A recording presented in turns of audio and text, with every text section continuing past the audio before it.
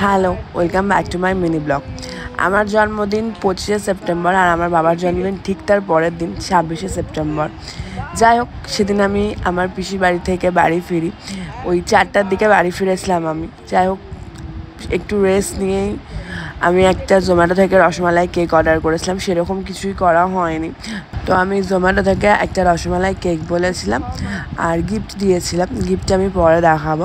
তো এখানে বাবা কেক ফেক কেটে নেয়, ঠিক আছে। আর বাবাকে 5 রকমের মিষ্টি সাজিয়ে, তারপর কোল্ড ড্রিঙ্কস সাজিয়ে, এগুলো সব আমি করেছিলাম। আর বাবা কোল্ড ড্রিঙ্কস খেতে খুব ভালোবাসে, তো যেগুলো ভালোবাসে সেগুলোই দিয়েছিলাম। আর মিষ্টি খেতেও খুব ভালোবাসে, কেক খেতেও খুব ভালোবাসে। আর তারপর আমি বেরিয়ে গেছিলাম বাবার গিফট আনতে। আর বেরিয়েই আমাদের একদম বাড়ির পাশেই আছে বিবেকানন্দ ক্রীড়া চক্র, মানে ভিকেসি ক্লাব।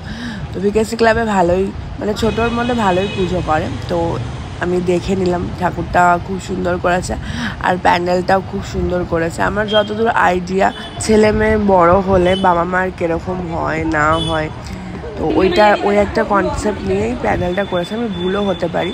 আর এই যে মা দুর্গা, মুখটা কি অপরূপ সুন্দর না সত্যি। পঞ্চমী থেকে মানে মা দুর্গার মুখে একটা আলাদাই উজ্জ্বল থাকে, যতই হোক বাবার বাড়ি এসছে বলে কথা।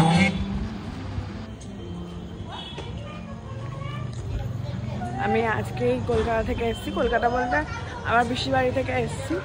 আর আজকে আমার বাবার জন্মদিন, তো বাবাকে কিছু একটা গিফট করব, তাই জন্য ওই কী বলে ঘড়ির শোরুমে যাচ্ছি টাইটানে, ঠিক আছে।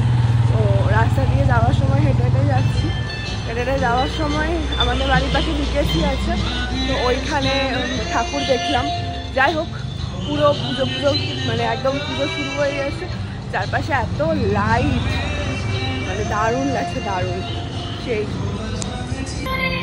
আমাকে এরকম লাগছে সেটা আলাদা ব্যাপার, কারণ আমি প্রচণ্ড ক্লান্ত, ঠিক আছে। যাই হোক, পুরো একদম পুজো শুরু হয়ে গেছে, চারপাশে লাইটিং, গান, দারুণ। আমাদের মালদাতে এখন মহালয়া থেকে পুজো। রাস্তাটা একবার ঘুরতে